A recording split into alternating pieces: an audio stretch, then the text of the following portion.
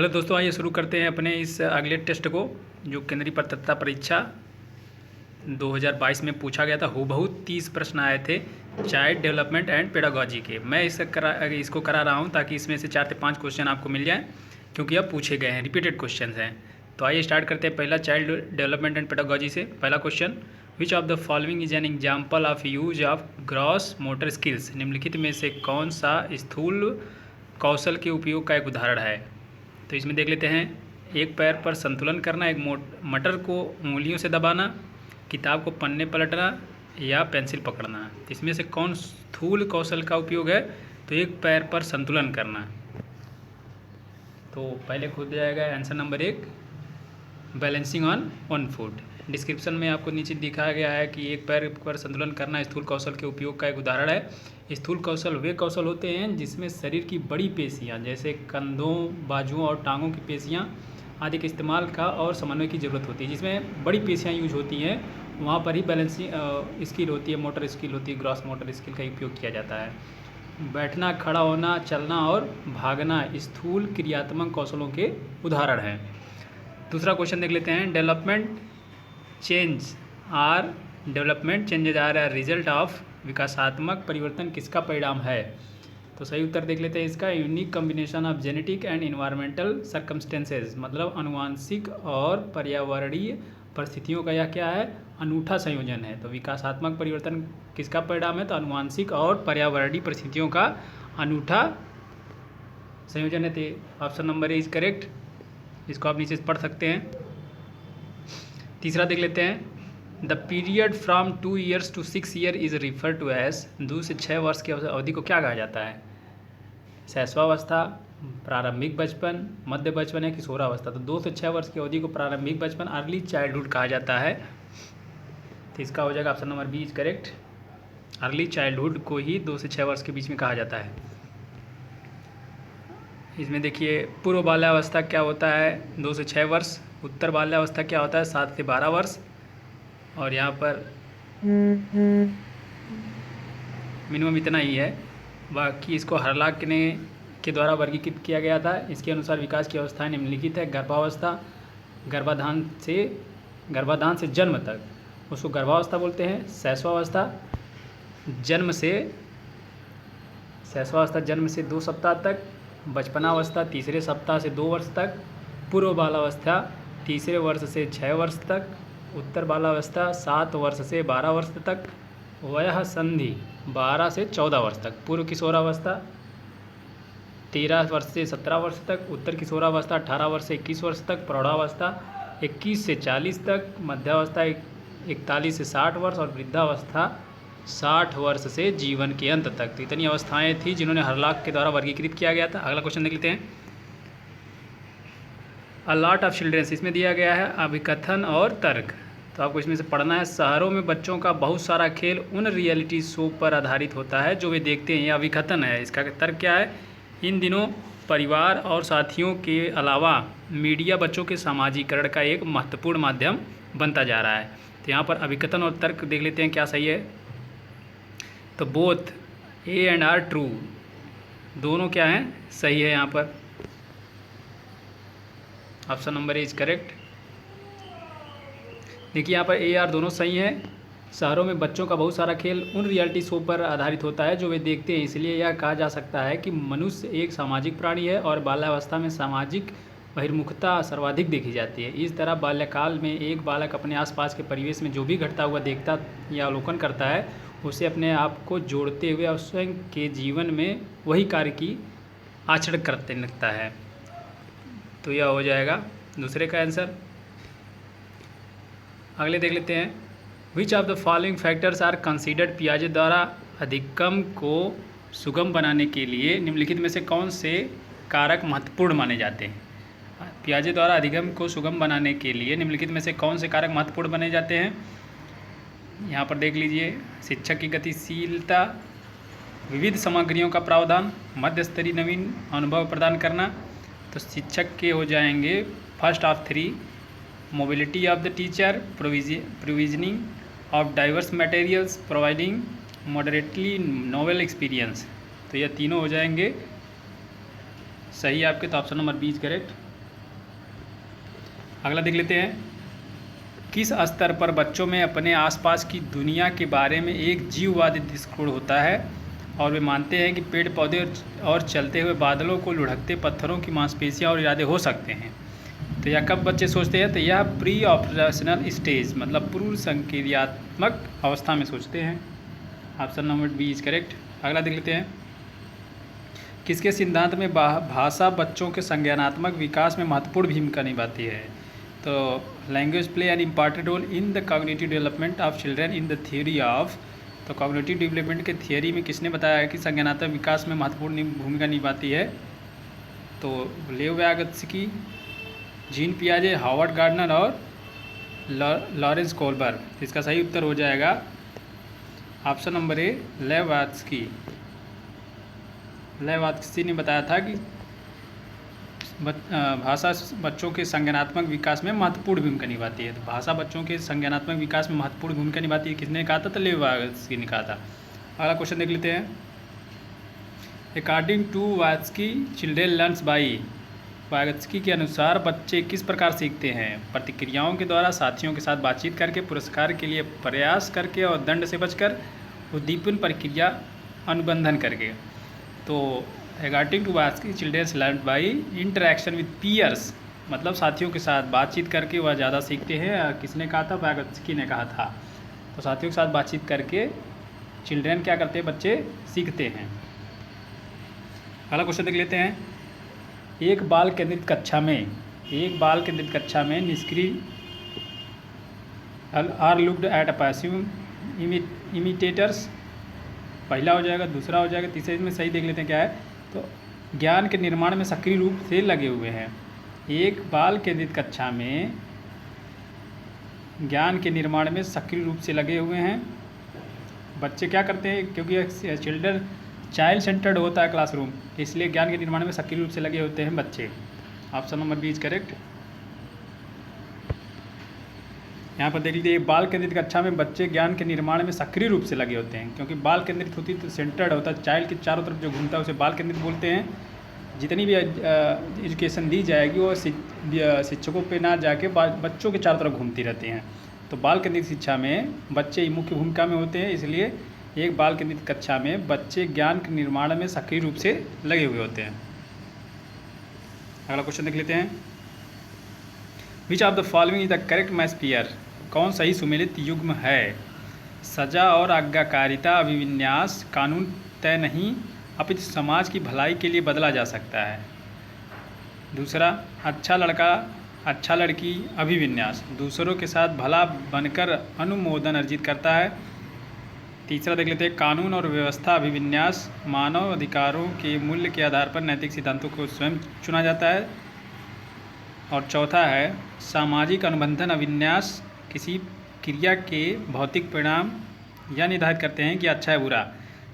तो इसमें option number B is correct है, बी सही है। निम्नलिखित में से कौन सही सुमेलित है? तो अच्छा लड़का अच्छी लड़की अभिविन्यास दूसरों के साथ भला बनकर अनुमोदन अर्जित करता है। तो option number B is correct. यहाँ पर देखिए लिखा गया है, अच्छा लड़का अच्छी लड़की अभिविन्यास दूसरों के साथ बनकर अनुमोदन अर्जित करता है। अच्छा लड़का अच्छी लड़की बच्चों में समाज, परिवार, विद्यालय में स्वीकृति पाने तथा अस्वीकृति से दूर रहने का अभिप्रेरण तीव्र होता है। वह समाज या परिवार आदि की प्रशंसा प्राप्त करना चाहते हैं, इसलिए अच्छा बनना चाहते हैं। तो बच्चे समाज और परिवेश में खुद को अच्छा समझ बनाने के लिए ही क्या करते हैं? वो अच्छा बनते हैं और अच्छा करते हैं। इसमें देखिए, लॉरेंस कोलबर्ग ने परंपरागत अवस्था में बालक की नैतिकता बाह्य कारकों के द्वारा निर्धारित होती है। लॉरेंस कोलबर्ग ने नैतिक विकास के सिद्धांत में 3 अवस्थाएं बताई हैं, पूर्व परंपरागत स्तर और उत्तर रूढ़िता स्तर। लॉरेंस कोलबर्ग ने नैतिक विकास का सिद्धांत दिया था, उन्होंने 3 परंपराएं बताई थी, 3 अवस्थाएं बताई थी, पूर्व परंपरागत स्तर, परंपरागत स्तर और उत्तर रूढ़िता। ठीक, इस आंसर हो जाएगा इसका पीयर में जो होते हैं। तो option number B, good boy good girls orientation one earns approval by being nice. 11वां देख लेते हैं, in Harvard Gardner's theory. Harvard Gardner के सिद्धांत में डैश बुद्धि वाले व्यक्ति वनस्पतियों और जीवों की विभिन्न प्रजातियों की सुंदरता को पहचान सकते हैं और जान सकते हैं। तो हावर्ड गार्डनर के सिद्धांत में बुद्धि वाले व्यक्ति वनस्पतियों और जीवों की विभिन्न प्रजातियों की सुंदरता को पहचान सकते हैं और जान सकते हैं। किस सिद्धांत में? तो वह है प्रकृतिवादी। उसके प्रकृति को देख कर वो क्या करते हैं? पहचान सकते हैं। तो option number B is correct. अगला देख लेते हैं। तो हावर्ड गार्डनर के बारे में पढ़ लेते हैं थोड़ा। हावर्ड गार्डनर ने अपने बहुबुद्धि के सिद्धांत में बुद्धि के 8 बताया। तो बहुबुद्धि के सिद्धांत किसने दिया था? हावर्ड गार्डनर ने दिया था। इन्होंने 8 प्रकार बताए थे जिसमें से मूल सिद्धांत में 6 बुद्धियाँ थी और 2007 से क्रमबद्ध 2009 में उन्होंने प्रकृतिवादी बुद्धि के अंतर्गत कहा कि जिन व्यक्तियों में प्राकृतिक चीज़ों को जानने समझने की ज़्यादा बौद्धिक योग्यताएं होती हैं उन्हें प्राकृतिक वृद्धि वाले व्यक्ति कहा जाता है। मतलब जो प्रकृति से ज़्यादा लगाव रखते हैं उन्हें प्राकृतिक व्यक्ति कहा जाता है। जैसे किसानों में, वनस्पति वैज्ञानिकों में, शिकारियों में क्रमशः या बुद्धि अधिक मात्रा में होती है। तो बहुबुद्धि का सिद्धांत किसने दिया था? हावर्ड गार्डनर ने दिया था। अगला क्वेश्चन देख लेते हैं। National education policy 2020 recommends. National education policy 2020 recommends राष्ट्रीय शिक्षा नीति 2020 क्या सिफारिश करती है?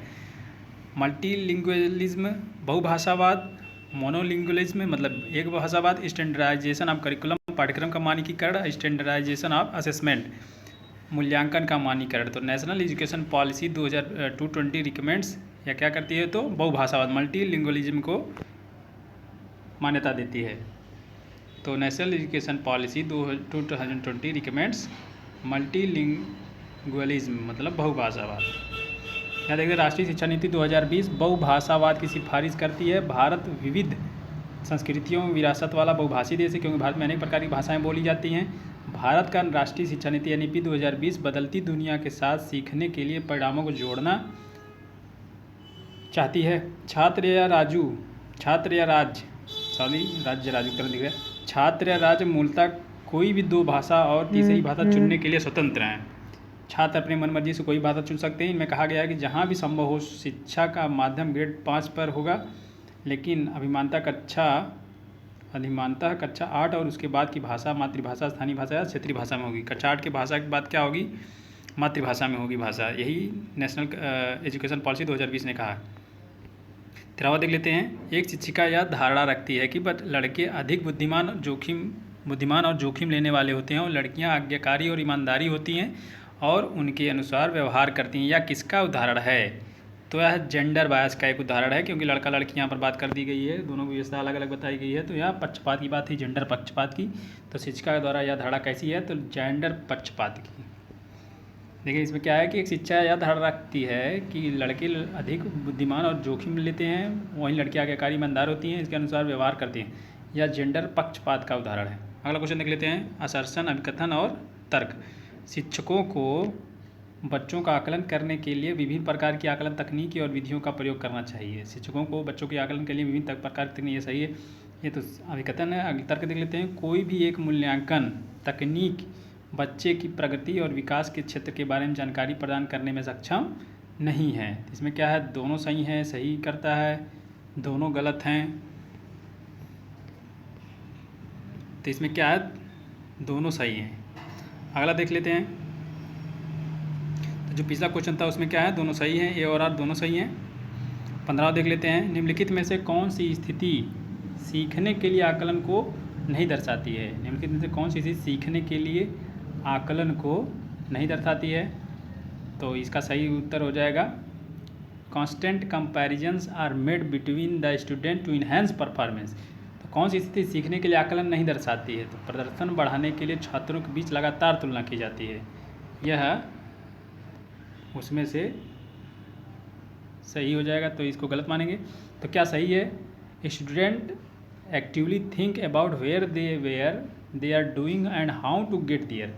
मतलब छात्र सक्रिय रूप से सोचते हैं कि वे कहाँ हैं, वे कहाँ जा रहे हैं और कहाँ कैसे पहुँचें। या तो उनको सीखने के लिए स्थिति होती है। दूसरा स्थिति क्या होती है? शिक्षक सीखने को सुसाधित करने के लिए रचनात्मक गुणात्मक प्रतिक्रिया देते हैं बच्चों को। तीसरा क्या है? रचनात्मक मूल्यांकन के कई तरीके जैसे सहकर्मी और स्व मूल्यांकन का उपयोग किया जाता है। तो गलत इसमें क्या हो जाएगा? प्रदर्शन बढ़ाने के लिए छात्रों की लगातार तुलना की जाती है। तुलना करने से बच्चे को सीखेंगे नहीं, बल्कि गलत ही समझेंगे। Inclusive education requires. समावेशी शिक्षा के लिए क्या जरूरी है? फ्लेक्सिबल पेडागोजीज, लचीला शिक्षा शास्त्र, इन फ्लेक्सिबल बिल्डिंग, अगम्य इमारत, रिजिड माइंडसेट्स, अनम्य मानसिकता या मानकीकृत पाठ्यक्रम, स्टैंडर्डाइज करिकुलम।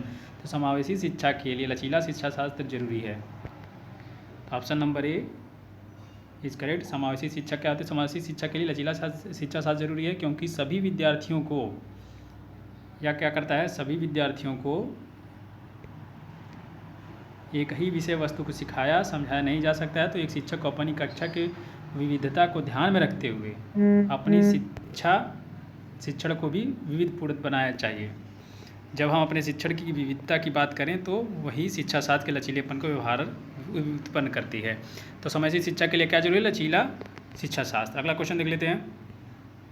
निम्नलिखित में से कौन सी दिव्यांगता सामाजिक संचार में चुनौतियों का कारण बनती है? निम्नलिखित में से कौन सी दिव्यांगता सामाजिक संचार में चुनौतियों का कारण बनती है? Which of the following disability causes challenges in social communication. Social communication में सामाजिक संचार में क्या दिव्यांगता क्या करती है, कैसे चुनौती का कारण बनती है? तो स्वलीनता, आत्मकेंद्रित, पठन वैकल्प, गूढ़ज वैकल्प, वैफल्य, गतिमान दिव्यांगता। तो आत्मकेंद्रित क्या हो जाएगा, या पहला सही हो जाएगा ऑटिज्म। देखिए क्या बताता है इसमें, आत्मकेंद्रितता या स्वालीनता दिव्यांगता सामाजिक संचार में चुनौतियों का कारण बनती है। चुनौतियों का कारण बनबे करेगी। स्वालीनता क्रमशः बालकों में पाई जाती है, पाई जाने वाली एक अधिगम अक्षमता है जिसके अंतर्गत बालक बड़े व्यक्तियों के साथ संवाद स्थापित करने में या बड़े व्यक्तियों के साथ अंतःक्रिया स्थापित करने में कठिनाई महसूस करते हैं और जिसकी वजह से वह अपने आप को वयस्क से पृथक कर लेते हैं। स्वालीनता एक विश्वव्यापी समस्या है और इस समस्या को ध्यान में रखकर प्रत्येक वर्ष 8 अप्रैल को स्वालीनता या ऑटिज्म दिवस भी मनाया जाता है। यह मुख्य रूप से जीन समस्या है, अर्थात अनुवांशिकी विकार। यह क्या है? अनुवांशिकी विकार है। तो इनमें से कौन सी दिव्यांगता सामाजिक संचार में चुनौतियों का कारण बनती है? तो ऑटिज्म। अगला देख लेते हैं। इसलिए बच्चों को बड़ों से भागना नहीं चाहिए, उनके साथ वार्तालाप करनी चाहिए। निम्नलिखित में से कौन सा सुविधाहीन और वंचित समूहों के शिक्षार्थियों को शामिल करने में मदद करता है? निम्नलिखित में से कौन सा सुविधाहीन और वंचित समूह के शिक्षार्थियों को शामिल करने में मदद करता है? विविधता को महत्व, गैर प्रासंगिक पाठ्यक्रम, प्रमुख समूह की ओर केंद्रित शिक्षा शास्त्र या मानकीकृत परीक्षण। तो विविधता को महत्व कौन देता है? तो यही पहला सही हो जाएगा। Consideration of diversity. निम्नलिखित में से कौन सा सुविधाहीन और वंचित समूहों के विद्यार्थियों को शामिल करने में मदद करता है? तो वह है कंसिडरेशन ऑफ डाइवर्सिटी। विविधता को महत्व देकर ही हम क्या करते हैं? वंचित समूहों को शामिल कर सकते हैं। अगला देख लेते हैं 19th। सामग्री को कई तरीके से प्रस्तुतिकरण करने के प्रावधान से निम्नलिखित में से किससे समावेशन में मदद मिलेगी? सामग्री को कई तरीके से प्रस्तुतिकरण करने के लिए प्रावधान से निम्नलिखित में किससे समावेशन में मदद मिलेगी? श्रवणबाधित छात्र, दृष्टिबाधित छात्र और अधिगम कठिनाई महसूस करने वाले छात्र, गतिमान दिव्यांग वाले छात्र। इसका वो सही चारों हो जाएगा, ऑल ऑफ दीज। तो option number D is correct. सामग्री को कई तरीके से प्रस्तुतिकरण करने के प्रावधान से श्रवण बाधित छात्र, दृष्टिबाधित छात्र, अधिगम कठिनाई महसूस करने वाले छात्र, गतिमान दिव्यांगता वाले छात्रों के समावेशन में मदद मिलेगी। यह पूरा सही हो जाएगा। अगला क्वेश्चन देख लेते हैं। निम्नलिखित में से कौन सा विकल्प दी गई दिव्यांगता और संबंधित छात्रों के समावेशन हेतु यथोचित संयोजन रणनीति का सही युग्म है?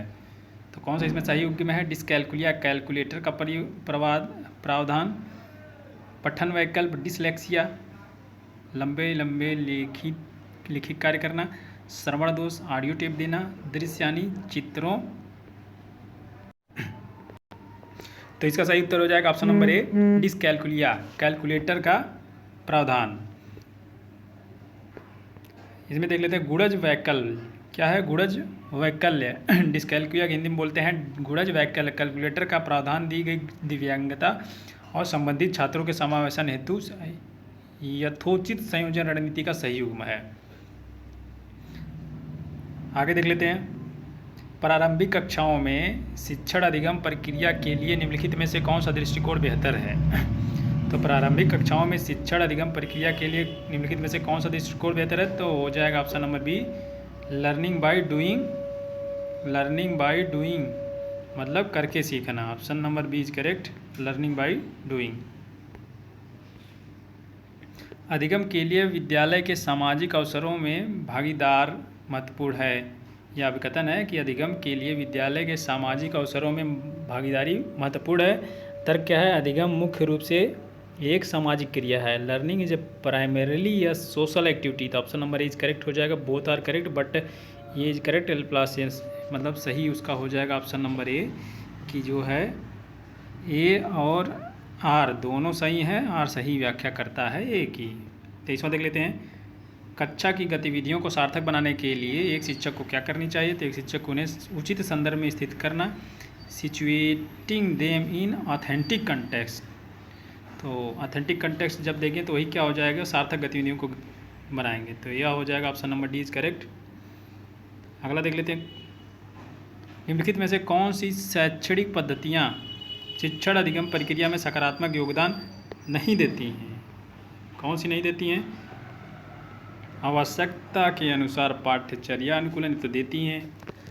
छात्रों के लिए अनुभवात्मक शिक्षा ये भी देती हैं। एक्सपीरियंस लर्निंग फॉर स्टूडेंट ये सही है। इनोवेशन इन करिकुलम प्लानिंग पाठ्यचर्या नियोजन में नवाचार ये भी सही है। परीक्षा केंद्रित कठोर शिक्षण नीतियाँ ये गलत है। तो option number D is correct.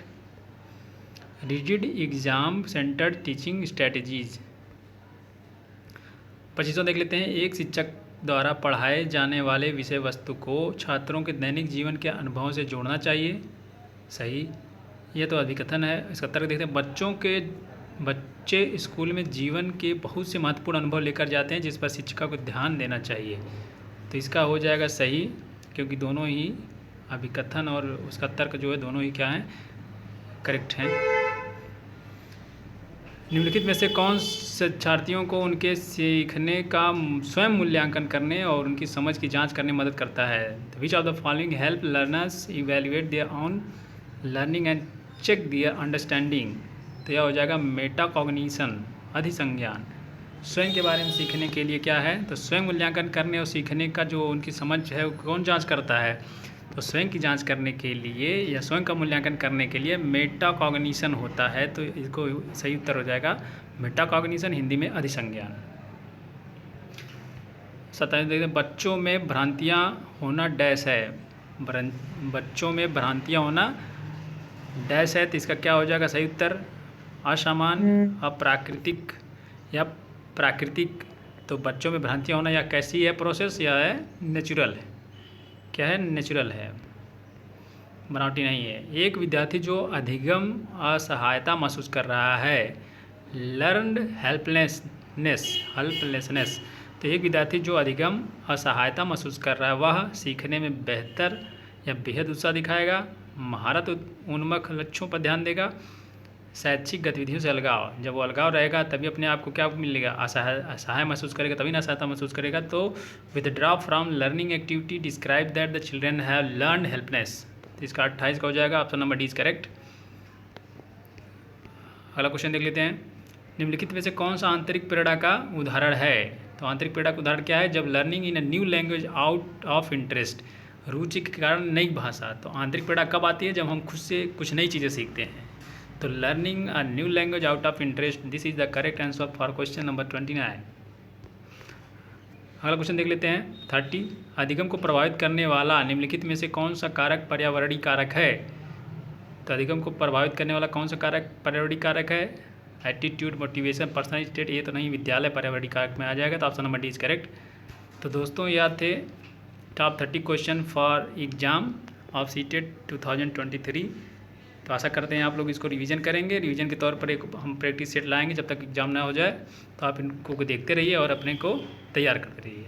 धन्यवाद।